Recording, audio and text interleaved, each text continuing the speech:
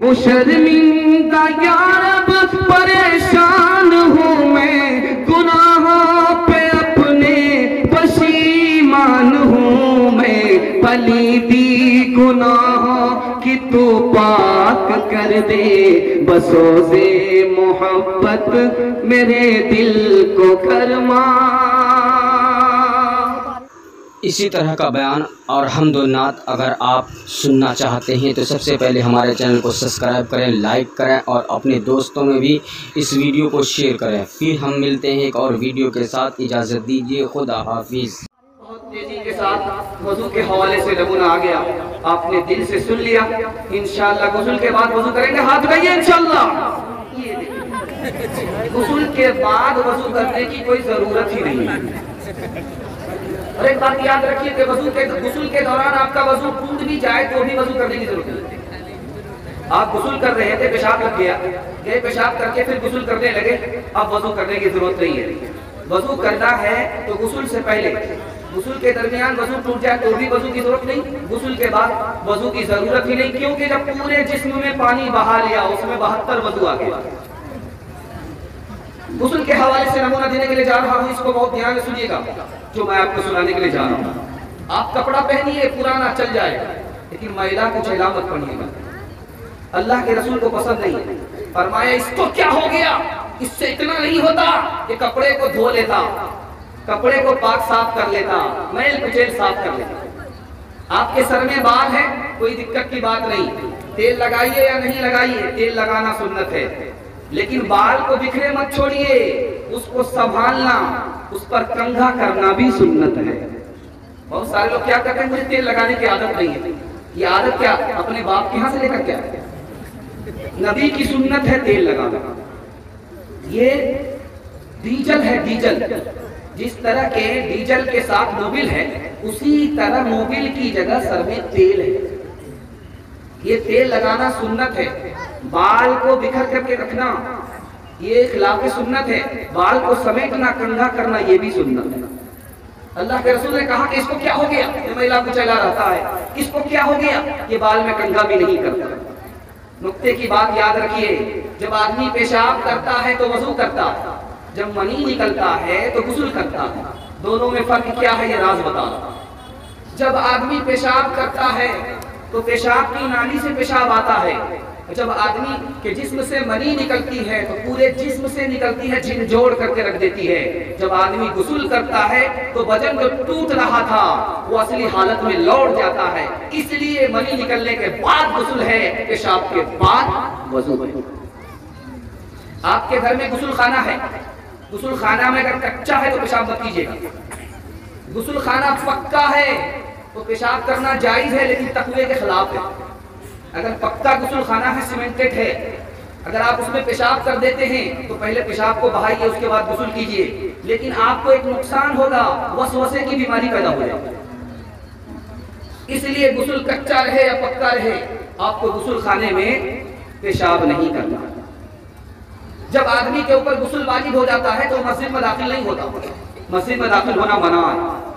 जब आदमी के ऊपर गुस्ल वाजिब हो जाता है तो कुरान पढ़ना मना है।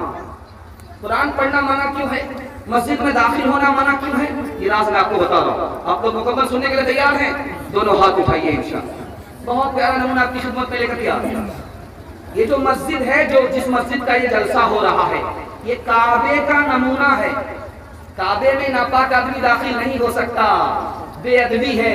मस्जिद में दाखिल नहीं हो सकता, मस्जिद की बेअदबी। आदमी नापाक है, उस पर गुस्ल है, कुरान की तिलावत नहीं कर सकता, क्योंकि कुरान की जब आदमी तिलावत करता है वो अल्लाह से बात करता है, अल्लाह पाक को पसंद करता है, नापाक को पसंद नहीं करता। तीसरी और अहम बात बताने के लिए जा रहा हूँ। आज परेशानी क्या होती है, हर आदमी गुस्ल कर रहा है, लेकिन जहाँ जनाजा उठा तो मुर्दा को गुस्ल देने दिलाने वाला कोई आदमी मिलता नहीं। कोई आदमी मुर्दा को गुस्ल देने के लिए तैयार नहीं, तो मुझको जानकारी ही नहीं। अरे अल्लाह के बंदे अपना गुस्ल किस तरह करते थे, वैसे ही तो मुर्दे को कराना है, थोड़ा बहुत जानकारी की जरूरत है। मैं आपको सुनाने के लिए जा रहा हूँ। मुर्दा पड़ा हुआ है, उसको गुस्ल देने से पहले क्या क्या सामान चाहिए और गुस्ल कैसे दिया जाता है, आप लोग मुकम्मल सुनेंगे, समझेंगे। अल्लाह आपके इल्म में इजाफा, अल्लाह आपके इल्म में इजाफा फरमाए, मेरे मुताला को ताज़ा फरमाए। मुर्दा के गुस्ल देने से पहले पहले इस्तिंजा के ढेले को रखना होगा, 3 ढेला या 5 ढेला, पहला काम। दूसरा काम, गुस्ल से पहले बैरी का पत्ता रखना होगा। तीसरा काम, लोबान रखना होगा 10 ग्राम। चौथा काम, इतर की शीशी रखनी होगी 4 माशा। 5वां काम, रुई रखनी होगी। और छठा, काफूर रखना होगा 5 ग्राम। और ध्यान दीजिएगा, 2 कपड़े रखने होंगे 1.25 मीटर के, जिसको तहबन कहते हैं। 2 कपड़े रखने होंगे 1.25 मीटर के, जिसको तहबन कहते हैं। और दस्ताने के लिए 25-25 सेंटीमीटर के 2 कपड़े रखने होंगे। ये गुस्ल से पहले आपको रखना। अब देखिए गुस्ल कितना आसान है, मैं आपको बताने के लिए जा रहा हूं। जिस तख्ते पर गुस्ल देने के लिए जा रहे हैं उसको धुनी दीजिए। गुस्ल देने से पहले, मुर्दे को डालने से पहले धुनी दीजिए। 5 मरतबा, 7 मरतबा, 3 मरतबा, जितनी मरतबा देनी है धुनी देनी है। उसके बाद मुर्दे को उस पर लिटाइए, उसका कपड़ा उतारिए, लेकिन सत्र का कपड़ा नहीं उतारना। सारे कपड़े उतार देने हैं, सत्र का कपड़ा, पर्दे का कपड़ा नहीं उतारना। उसके बाद देखिए इस्तिंजा कराना है। इस्तिंजा का मतलब हुआ कि दस्ताना पहन करके बाएं हाथ में ढेला लेकर के शर्मगाह को पोंछना है, पेशाब की जगह को पोंछना है, पखाने की जगह को पोंछना है। दूसरा दस्ताना लेकर के उसको भिगा करके उस पेशाब की जगह को पोंछना है, भिगा हुआ कपड़ा से पोंछना है पेशाब की जगह को, पेखाने की जगह को। ये इस्तिंजा हो गया। अब इसके बाद दूसरा काम क्या है, वजू कराना। तो वजू कहाँ से शुरू करेंगे? चेहरे से शुरू करेंगे। चेहरे को पहले धोएंगे, उसके बाद हाथ को धोएंगे, उसके बाद सर का मसा करेंगे, पैर को धो देंगे। अब क्या करेंगे, हमने जो रुई लिया था उस रुई से नाक को साफ करेंगे, मुंह को साफ करेंगे, कान को साफ करेंगे। और उसी थोड़ी सी रुई को नाक में डाल देंगे, कान में डाल देंगे, मुंह में डाल देंगे। अब सर को धोना है और दाढ़ी को धोना है साबुन से। उसके बाद अब देखिए गुस्ल वही है जो गुस्ल हम लोग करते हैं। इस तरह मुर्दे को बाईं करवट पर लेटा देना है, 3 बार सर से लेकर के पैर तक पानी डाल देना है। दाईं करवट पर लेटा करके 3 बार सर से लेकर के पैर तक पानी डाल देना। ये पहला गुस्ल है, ये फर्ज है। अब क्या करना है, इसके बाद मुर्दे को बिठा देना है, उसके पेट को सहलाना है, उसके पेट से कुछ निकले तो उसको धो देना है। उसके बाद फिर बाईं करवट पर लिटा करके सर से लेकर के पैर तक पानी बहाना है, फिर दाईं करवट पर लिटा करके सर से लेकर के पैर तक पानी बहाना है। ये जो दूसरी बार का गुस्ल है ये सुन्नत है। पहला गुस्ल और दूसरा गुस्ल गर्म पानी से देंगे, बैठ के पत्ते वाले पानी से देंगे। और तीसरा जो गुस्ल होने वाला जा रहा, फिर बाईं करवट पर लिटाएंगे, फिर सर से लेकर के पैर तक पानी डालेंगे, फिर दाईं करवट पर लिटाएंगे, फिर सर से लेकर के पैर तक पानी डालेंगे। तीसरी मर्तबा जो पानी डाला ये गुस्ल भी सुन्नत है, लेकिन ये ठंडे पानी से, काफूर में मिले हुए पानी से गुस्ल गुस्ल हो गया। अब वो जो कपड़ा मैंने आपको कहा था 1.25 मीटर का जो कपड़ा आपने लिया था, 2 कपड़े, उससे बदन को सुखाइए और बदन में लपेट करके उसको ले आइए। जो खुशबू आपने रखा था वो खुशबू लगा दीजिए, गुस्ल हो गया। मदरसे का बच्चा जा रहा था, 2 बूढ़े हुक्के का बाना दिल का धुआं निकाल लेते बीड़ी पी रहे। तो बच्चा बोला कि दिन भर रात भर बीड़ी ही पीते रहोगे तो ये मसले मसाइल में जानते हो। कहा कि जो पूछना पूछो। कहा कि गुस्ल में कितने फर्ज हैं? कहा कि 10। कहा कि 10। कहा कि फिर 15। कहा कि फिर 15। तो बगल में कोहनी मारने वाले ने कोहनी मारी, कह रहे 3 बता दो। तो कहा कि ये तेरा बाप 10 तो मान नहीं रहा है, 15 मान नहीं रहा, 3 कहां से माने? पहली रात बीवी आई तो सोचा कि पढ़ी लिखी है या जाहिल है। तो शौहर ने एक सवाल किया कि ये बताओ गुस्ल में कितने फर्ज हैं? कहा कि 3 फर्ज है। ये भी पूछने की बात। साबुन, तेल और तौलिया। सफाई पोशाक को तंदीदनी है, मगर रो आलाइशों में सनी है। सफाई पोशाक को तंदीदनी है, मगर रो आलाइशों में सनी है। हमीदा है सर दिल में किब्रो मनी है, शरीफाना सूरत है सीरत तनी है।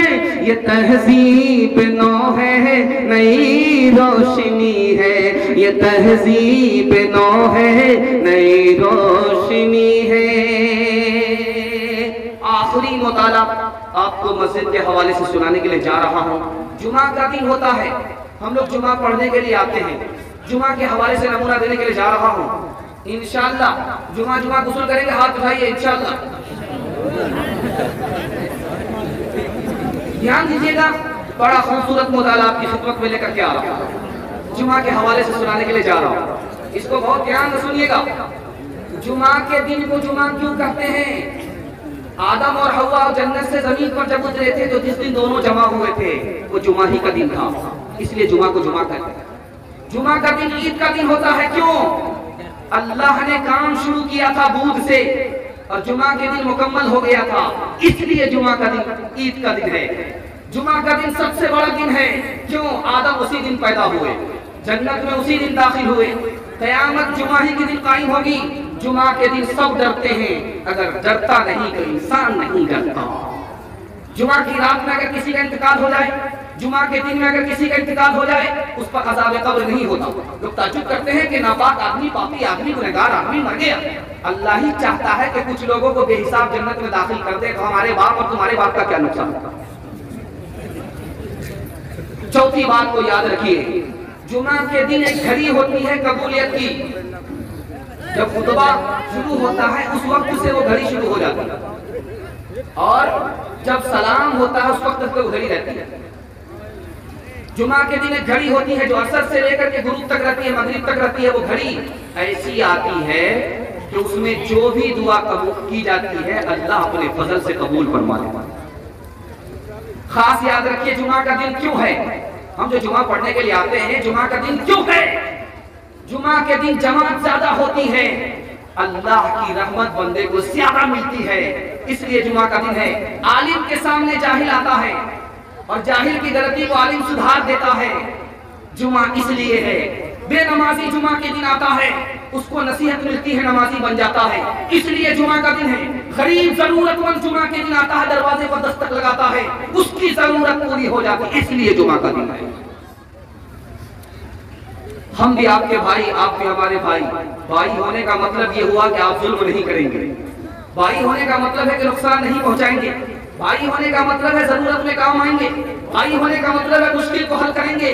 भाई होने का मतलब है कि मेरा ऐब देख लेंगे, उसको छुपाएंगे, उसको उछालेंगे। जुमा किस पर होता है ये मैं आपको राज बता रहा हूं, इसको ध्यान से सुनिएगा। बैठने दीजिए, देखने दीजिए, वो थक जाएंगे। आप लोग ध्यान से सुनिए, हमारी तरफ तवज्जो कीजिए। जलसा बड़ी तेजी के साथ निकल रहा, थोड़ा सा जलसा आपका बाकी रह गया, एक झटके में निकल जाएगा, आधा निकल चुका है, थोड़ा सा बाकी रह गया। ध्यान से सुनिएगा, मैं आपको सुनाने के लिए जा रहा हूँ। जुमा किस पर है? मर्द के ऊपर है, औरत के ऊपर नहीं। जुमा किसके ऊपर है? आजाद आदमी पर है, गुलाम पर नहीं है। जुमा किस पर है? तंदुरुस्त आदमी पर है, बीमार पर नहीं है। पढ़ लिया तो सवाब होगा। जुमा किस पर है? घर में रहने वाले आदमी पर है, मुसाफिर पर नहीं है। पढ़ लिया तो सवाब होगा। जुमा किस पर है? अक्ल आदमी पर है, पागल पर नहीं है। जुमा किस पर है? बालिग आदमी पर है, नाबालिग पर नहीं है। 1000 बच्चे तुम छल्ला लेकर के आ रहे, हाथी के गले में बिल्ली का फंदा। अब जैसे ही नमाज शुरू किया उधर रेडियो स्टेशन शुरू हो गया, रोज की आदत बन गई है। जैसे ही इधर नमाज शुरू हुई उधर उस तुम छल्ले ने अपना काम शुरू कर दिया। लोगों की आदत बन गई, कोई टोकता भी नहीं, कोई रोकता भी नहीं। याद रखिए, अल्लाह के रसूल ने कहा कि मस्जिद को पागल से बचाओ। अल्लाह के रसूल ने कहा कि बच्चे, नादान बच्चे से मस्जिद को बचाओ। नादान बच्चे कौन है? जो 7 साल से नीचे के हैं। 7 साल के नीचे के बच्चे को हाथ में लाया, नमाज लोगों की खराब कर दी। बच्चा गुनहगार नहीं होगा, बच्चे का बाप गुनहगार। 7 साल से नीचे के बच्चे को भूल से मत लाइए। 7 साल का बच्चा है, समझा करके लाइएगा, समझा करके लाइएगा, जाते हुए समझाइएगा कि बच्चा बेटा खुदा का दरबार है, तुम नमाज पढ़ोगे, तुम्हारी नमाज का सवाब मुझको होगा। अगर तुमने बेअदबी की, लोगों की नमाज खराब की, तुम्हारा गुनाह हमको। एक खास बात याद रखिए, जुमा के दिन 2 अजान होती है। एक अजान पहले होती है और दूसरी अजान खुतबे के वक्त होती है। पहली अजान हो गई है, अब खुतबे की अजान हो रही है। खुतबे की अजान 2 मकसद से होती है। एक मकसद ये है कि मस्जिद के नमाजी जो अंदर तिलावत कर रहे हैं वो तिलावत को छोड़ दें, जो नफिल पढ़ रहे हैं वो नफिल छोड़ दें, खुतबा को सुनना है। और दूसरा मकसद क्या है कि जो बाहर अभी है, काम धंधे में लगा हुआ, वो काम धंधा छोड़ करके मस्जिद में आ जाए। आपने देखा होगा कि जुमे के दिन 2 ही रकात आप पढ़ते हैं, 4 रकात नहीं पढ़ते। जोहर में 4 रकात पढ़ते हैं, जुमा में 2 रकात पढ़ते हैं। 2 रकात की जगह खुतबा है, खतीब खड़ा हुआ, आपने उसके चेहरे को देखा, इसकी बरकत से अल्लाह जन्नत में अपना दीदार अता फरमाएगा। एक बात को याद रखिए जो मैं आपको सुनाने के लिए जा रहा हूं। जुमा के दिन भी आप नहीं आए नमाज पढ़ने के लिए, जुमा के दिन भी आप नमाज पढ़ने के लिए नहीं आए। एक जुमा आपने टाल दिया, दूसरे जुमा को आपने टाल दिया, आपको कितना बड़ा नुकसान हुआ। अल्लाह के रसूल फरमाते हैं अल्लाह ऐसे दिल पर मोहर लगा देता है, ऐसे दिल पर मोहर लगा देता है। इंशाअल्लाह जुमा के बाद जुमा ही आएंगे, हाथ उठाइए। जुमा नमाज पढ़ेंगे, हाथ उठाइए इंशाअल्लाह। मौका मिलेगा तो आएंगे, हाथ उठाइए इंशाअल्लाह। बिल्कुल बाईपास जा रहे हैं। कहा मुजाहिद तुर्की ने मुझसे बाद नमाज, तवील सजता ही क्यों इस कदर तुम्हारे इमाम। वो सादा मर्द मुजाहिद, वो मोमिने आज़ाद, खबर न थी उसे क्या चीज है नमाज गुलाम। खुदा नसीब करे हिंद के इमामों को, वो सजदा जिसमें है मिल्लत की जिंदगी का पयाम। मिलता है क्या नमाज में, मस्जिद में आके दे, मस्जिद में आके दे। होगा खुदा के सामने सर को झुका के दे, सर को झुका के दे। फिक्रो आलम न कोई गम होगा तुझे खुदा की कसम, थोड़ी सी देर के लिए सजदे में जाके दे, सजदे में जाके दे।